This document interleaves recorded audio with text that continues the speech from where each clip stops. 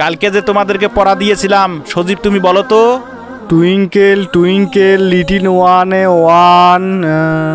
হুজুর আর মনে পড়তেছে না। বসো, একটা পড়া দিয়েছি এটাই তোমার মনে থাকে না। এই তুমি বলো। হুজুর আমি তো কালকে আসি নাই, আমি বলতে পারবো না। আচ্ছা ঠিক আছে, শোনো আজকে তোমাদের জীবনের ইচ্ছে সম্পর্কে জানবো।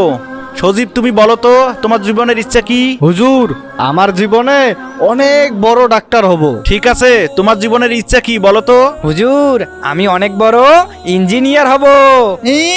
কেউ হবে ডাক্তার, কেউ হবে ইঞ্জিনিয়ার, পড়াশোনার সময় তো ঘোড়ার ডিম পড়ো। আরিফ তোমার জীবনের ইচ্ছা কি বলো তো? হুজুর আমি বড় হয়ে আমার মায়ের কোলে মৃত্যুবরণ করব। কেন?